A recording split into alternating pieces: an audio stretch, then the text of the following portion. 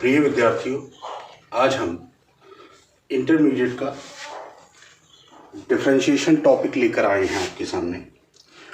इस टॉपिक में आज हम जो आपको बताने जा रहे हैं वो डिस्प्लेसमेंट मेथड है।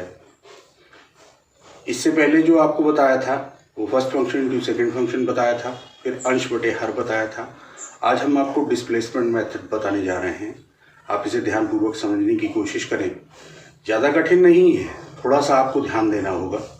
जैसे मैं पहला प्रश्न आपके सामने ले रहा हूँ, उसमें कैसे कर रहा हूँ इसको आप ध्यान से समझें। जैसे हमको मान लीजिए प्रश्न दिया है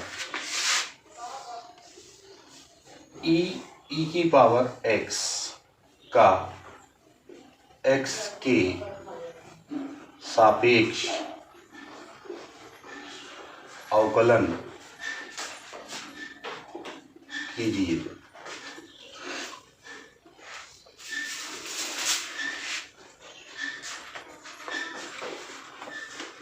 तो विद्यार्थियों, जैसा कि आप जो जानते हैं फॉर्मूला वो e की पावर x का जानते हैं, इसका नहीं जानते हैं। तो पहला काम है कि हम इसको ऐसे ही लिख लेंगे, फिर इसके बाद differentiate with respect to x लिखा, d over d x e की पावर x। अब डिस्प्लेसमेंट करना किसका, प्रतिस्थापन करना किसका है। देखिए e की पावर x का फॉर्मूला होता है e की पावर x जो है इसको हम पुट कर लेते हैं, कुछ भी मान सकते हैं। जैसे u मान लिया तो माना e की पावर x बराबर u। जब ये u होगा तो ये जो d ओवर डी एक्स यानी x के सापेक्ष हो रहा था ये अपने आप du ओवर dx हो जाएगा। यही ध्यान देने की बात है। देखिए ये होगा d ओवर डी यू ई की पावर u, और यहाँ लिखा जाएगा du upon d x e की पावर x। मतलब समझिए, अगर ये du से du कट जाए तो d ओवर डी एक्स जो कि पहले था वही बचेगा। अब जैसा कि e की पावर x का अवकलन करने पर e की पावर x आता है, x के सापेक्ष अवकलन करने पर, तो e की पावर u का u के सापेक्ष अवकलन करने पर e की पावर u ही आएगा। यानी फॉर्मूला नहीं बदलता, फॉर्मूला वही चलता है, केवल रेस्पेक्टेड वेरिएबल्स चेंज होते हैं। तो e की पावर u हुआ, e की पावर x का e की पावर x होगा। अब इसमें वैल्यू को पुट कर देंगे तो ये हो जाएगा, e की पावर x को आगे ले लिया, e की power x।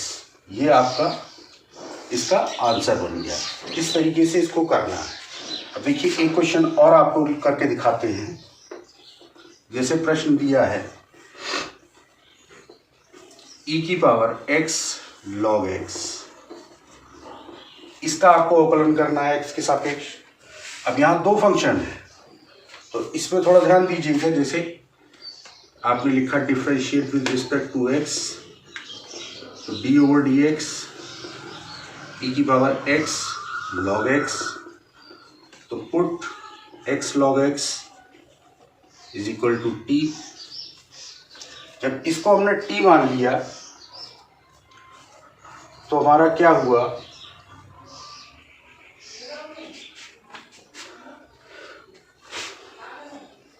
d over d t e की power t dt upon d x x log x। अब यहाँ जो है चूंकि दो फंक्शन है इसलिए first function into second function लगेगा। फॉर्मूला e की पावर t का e की पावर t होगा, x d over d x log x log x dt upon d x x।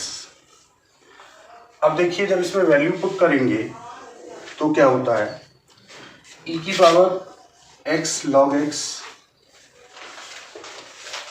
x इसका 1 अपॉन x हो गया, log x और x का 1 हो गया, e की पावर x log x, ये x कट गए, 1 प्लस log x आया,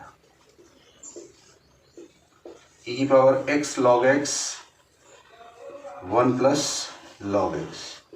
तो ये इसका आंसर हो गया। तो देख लीजिए कितनी आसानी से इन प्रश्नों को आप लगा सकते हैं, इनमें कोई दिक्कत नहीं है।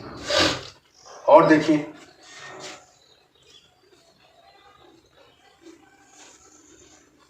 जैसे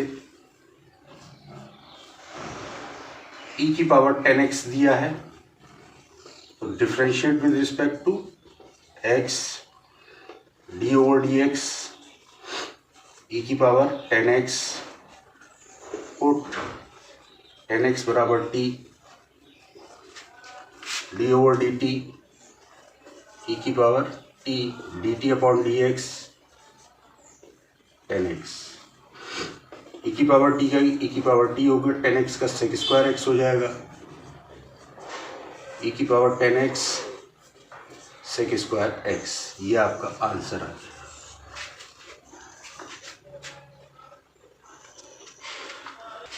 चलो देखिए और कुछ प्रश्न आपको हम करके बताते हैं। जैसे हमारा चौथा क्वेश्चन दिया है रूट कॉट x। अब हम कॉट x का फार्मूला जानते हैं, रूट कॉट x का नहीं जानते हैं। तो पहले हमने लिखा differentiate with respect to x d over d x root cot x। इसके बाद पुट कर लिया कॉट x को t, तो d upon d t, t की power half d t upon d x cot x,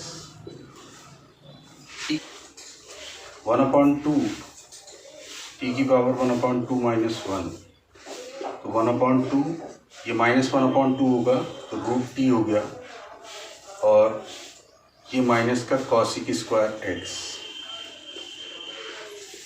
minus cosec square x 2 under root cot x, ये इसका answer हो गया। अब देखिए एक और क्वेश्चन लेते हैं। जैसे दिया है log x स्क्वायर, तो log x का फार्मूला हम जानते हैं, इसका तो जानते नहीं है, तो हमें इसको थोड़ा सिंप्लीफाई भी कर सकते हैं, ये बाद में पहले सिंप्लीफाई करते हैं।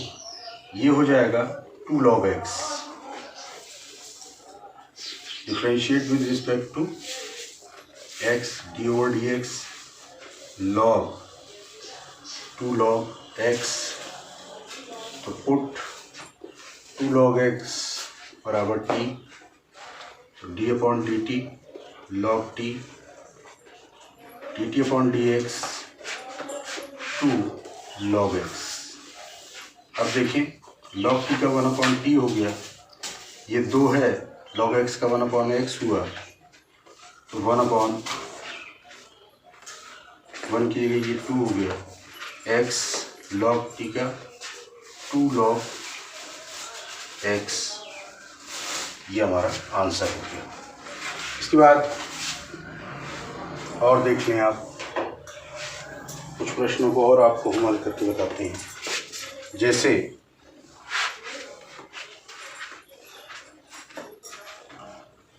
आपको दे रखा है 10x³, तो differentiate with respect to x d over d x 10x³ x³ को पुट किया, तो D over d T 10t और D t upon d x x³, 10t का सेक स्क्वायर t होता है, x³ का 3x² हो गया, ये 3x square sec square x³, ये हमारा आंसर आ गया। इस प्रकार से इन प्रश्नों को हल करना बहुत ही आसान होता है, थोड़ा सा ध्यान देने की ज़रूरत है। तो आज विद्यार्थियों, आज मैंने आपको डिस्प्लेसमेंट मेथड से डिफरेंशिएशन निकालना बताया। अपने अगले वीडियो में हम इसके आगे और आपको प्रश्न बताएंगे। उम्मीद करता हूँ आप सभी को समझ में आया होगा। धन्यवाद।